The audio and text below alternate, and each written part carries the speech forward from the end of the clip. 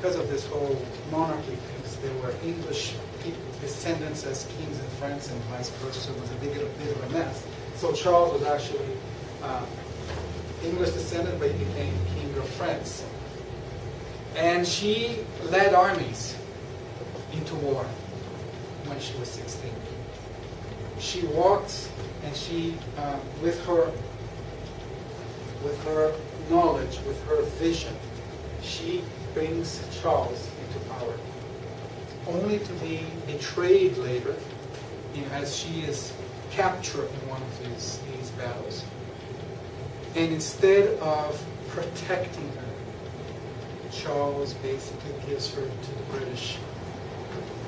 And she is asked to denounce her faith, her visions. She does not.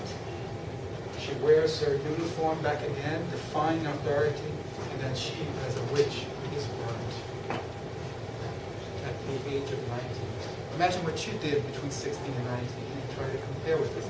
I saw an interesting comparison that some people try to identify some kind of mental disease in Joan during that time, schizophrenics and so forth. And a great scientist, a French scientist, says, if this is mental disease, and this is what mental disease can do for our country, let us all be crazy, like Joan. Finally, we come to modern times.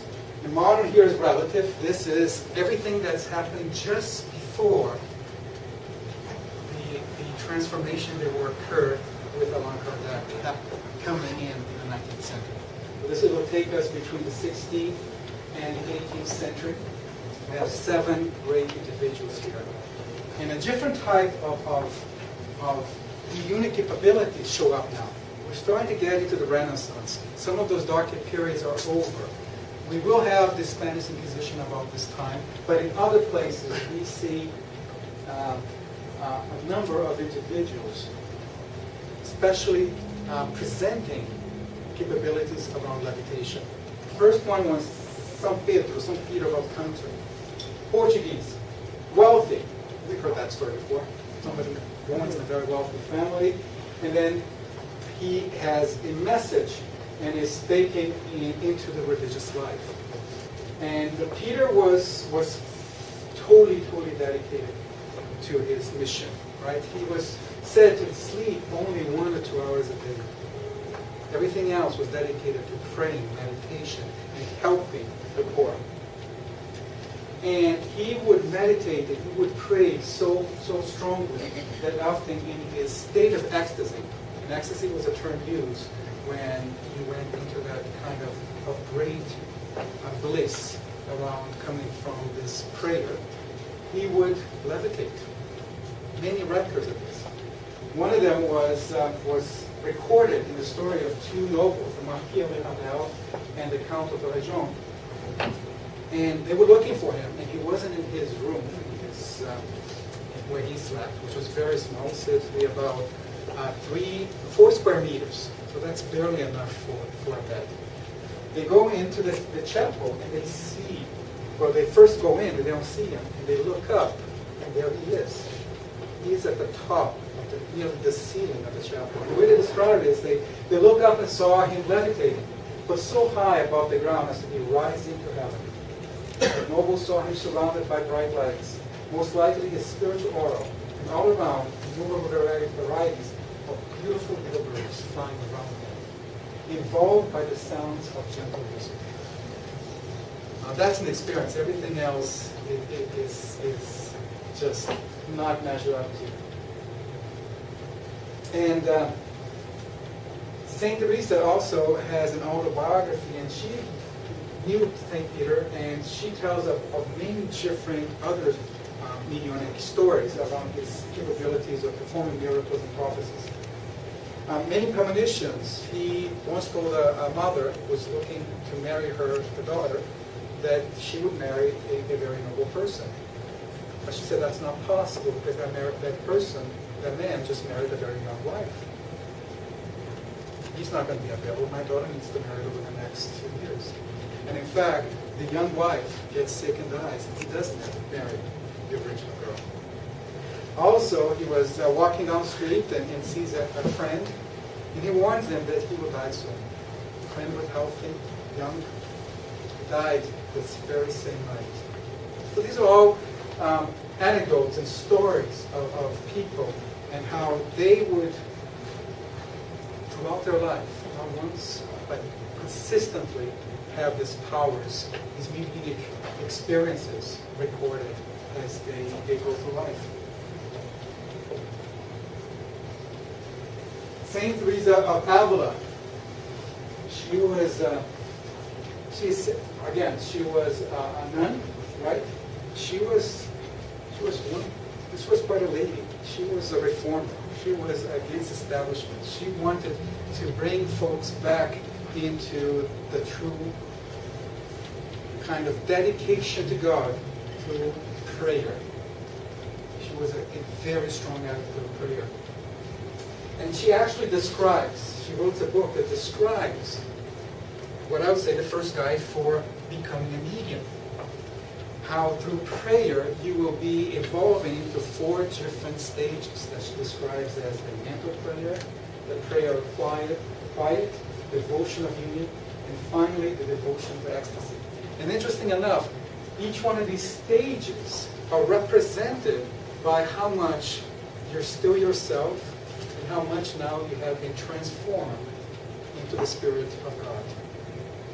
So early on, right, even at prayer of quiet, we're lost into what is God, but we still preserve our own faculties such as memory, reason, and imagination. And these are not yet unlinked from our material bindings. Till we reach the devotion to ecstasy, which our conscious of our body disappears. That is the essential description of the ecstasy, of the bliss. And at that point, she would levitate. So another example of levitation happening around the same time, very interesting. This is one lady I never heard of her, Maria de Jesus de Agreda. And she has probably one of the most unique and detailed record of Bible writing. She lived in Spain, never left Spain, and she preached to Indians in what is now New Mexico and Arizona. She describes in very detail how she was in one moment surrounded by people that she had never seen before, speaking a language that she could not understand. And this did not happen once, it happened consistently to the point that she becomes to teach these people about Christians. And this was the local, I think the Navajo Indians at the time. They had not had any contact with the Spanish conquerors yet. And when the first missionaries reach them, they are surprised to know that they already know the Word of God. And they describe the lady who is teaching them. And one of the missionaries has a picture of a nun, not her, but someone from a similar order. And they point to her and says, yes, she is dressed exactly like this. And then when they come back to Spain, they were able to confirm that it was Maria that was doing this preaching halfway across the world. She also wrote a book called The Mystical City of God, and she claims it was psychographed from the Virgin Mary. 8 books. Talks about Mary, her relationship to God, the works that her son, her incarnated son, performed, right? And also, what's crucial, the doctrines given by the Holy Mother on how to acquire true sanctity, how to become a saint or a pure spirit.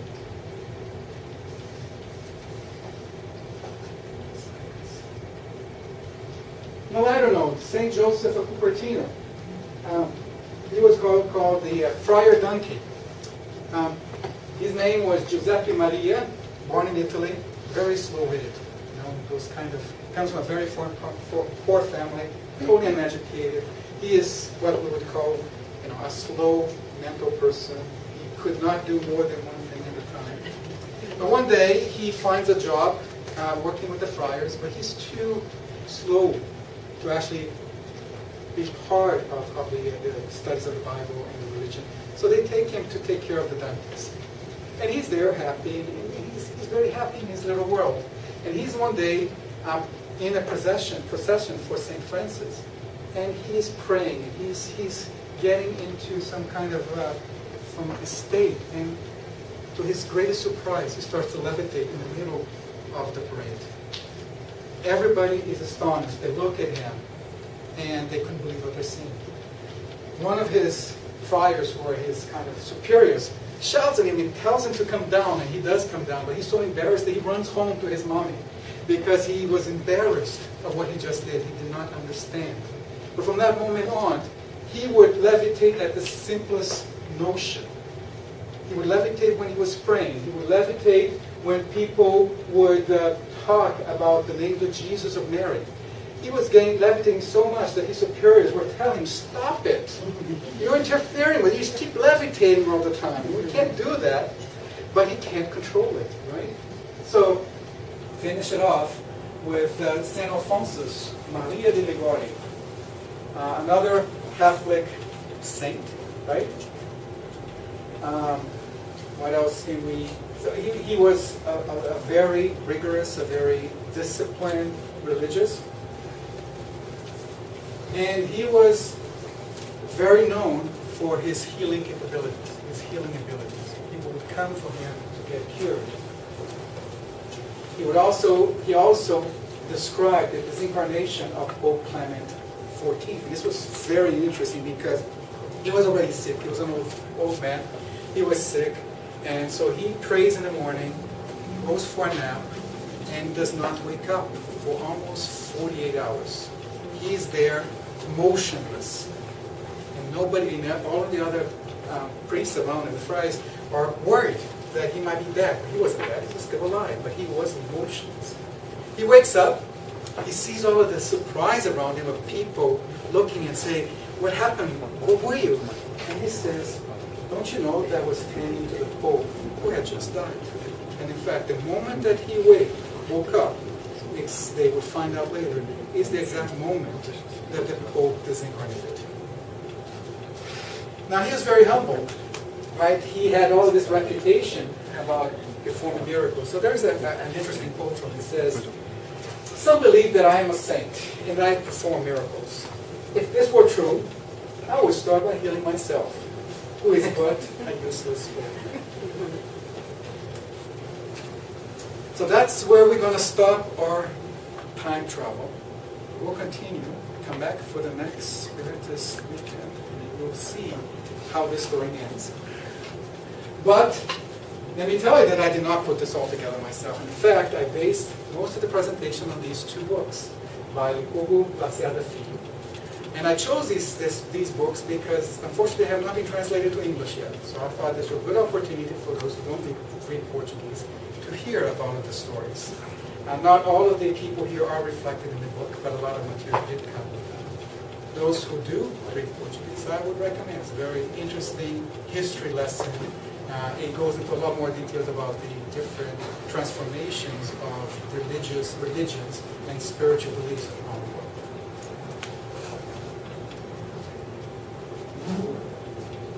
Thank you.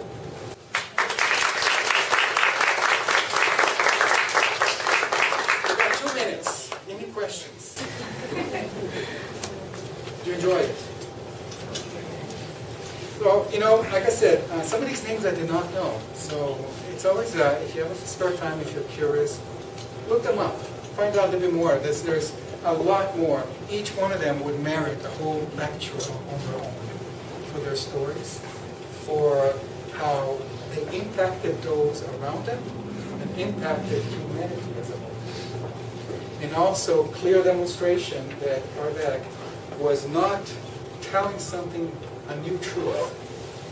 He was just putting down in words a truth that had already existed since we are incarnated. That these unique abilities are not the source of mysticism.